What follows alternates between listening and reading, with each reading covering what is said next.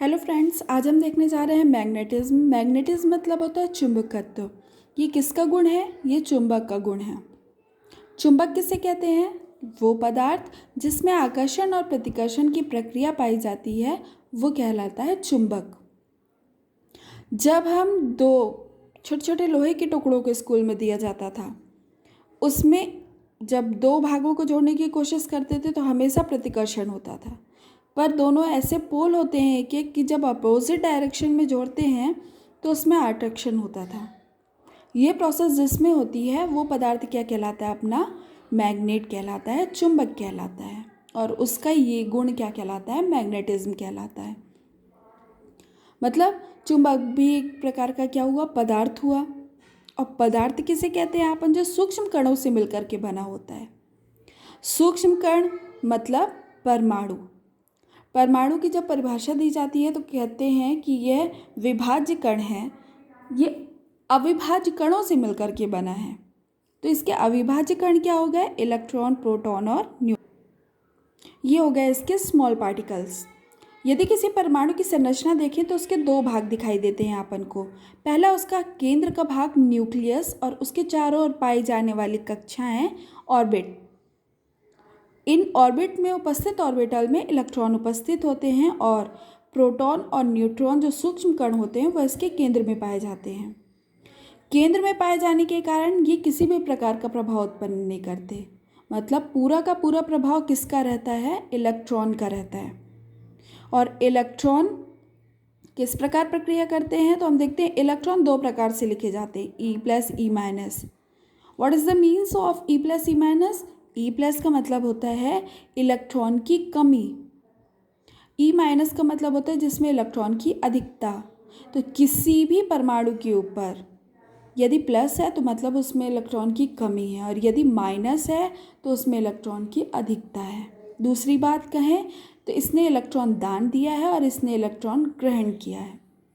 जब plus minus opposite direction को मिलाते हैं, अपोजिट चार्ज को मिलाते हैं, तो इनके बीच एक बॉन्ड बन जाता है। वो बॉन्ड अपन का कहलाता है अट्रैक्टिव बॉन्ड या अट्रैक्शन।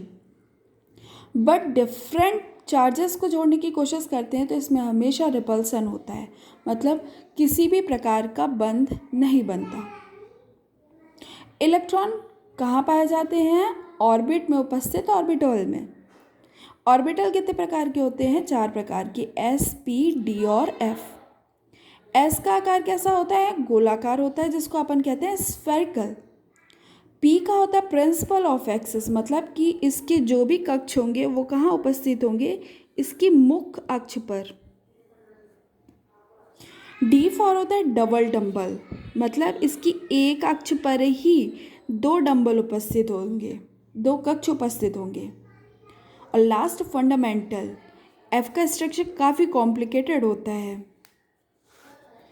अब देखें, एस का शेप गोलाकार होने के कारण इसमें केवल एक कक्ष पाया जाता है, जबकि पी में 3 एक्सेस उपस्थित हैं। 3 एक्सेस के कारण इसमें 3 कक्ष पाए जाते हैं। डी में 5 और एफ में 7। इस आधार पर यदि हम इसमें इलेक्ट्रॉन फिल करना चाहें तो एस में कितने इलेक्ट्रॉन जाएगा? न्यूनतम 1, अधिकतम 2। किस नियम से? हुंड के नियम से और अबाउ के नियम से।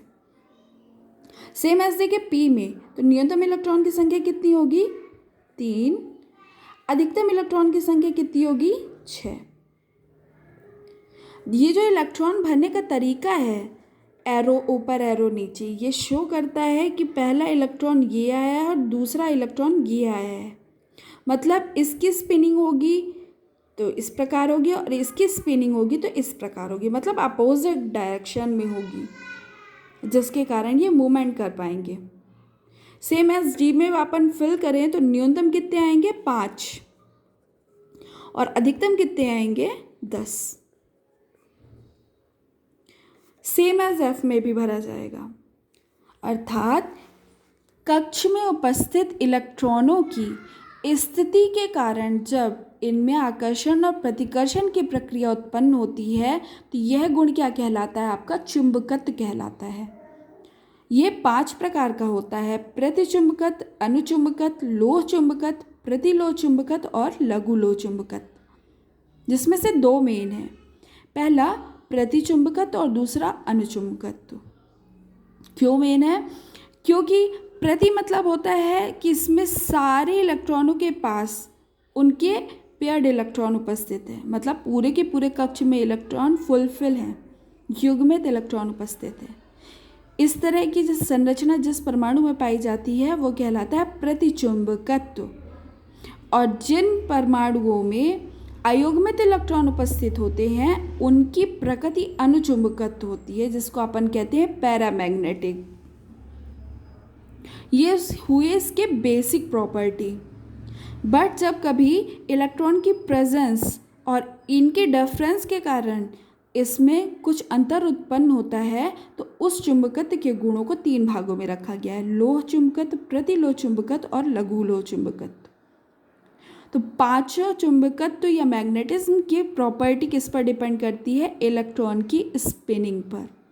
यदि पेयर्ड इलेक्ट्रॉन है तो प्रतिचुंबकीय या एंटी मैग्नेटिज्म होगा। यदि अयुग्मित इलेक्ट्रॉन है तो क्या होगा? पैरामैग्नेटिज्म होगा। सेम एज इनके डायरेक्शन के अकॉर्डिंग अपन तीनों को डिफाइन कर लेते हैं। एक एक्स्ट्रा बात आज अपन देखते हैं, नील ताप। नील ताप से आप क्या समझते हैं? ये आपसे कॉम्पिटेटिव एग्जाम में ऑब्जेक्टिव में पूछ सकता है। तो नील ताप या नील टेम्परेचर 116 केल्विन टेम्परेचर को कहते हैं। क्यों? क्योंकि इसमें कोई भी प्रतिचुंबकीय पदार्थ इस ताप पर गर्म करने पर अनुचुंबकीय में परिवर्तित हो जाता है। उदाहरण है MnO। मिलता है नेक्स्ट वीडियो के साथ। चैनल को लाइक और सब्सक्राइब करना ना भूलें। Thank you.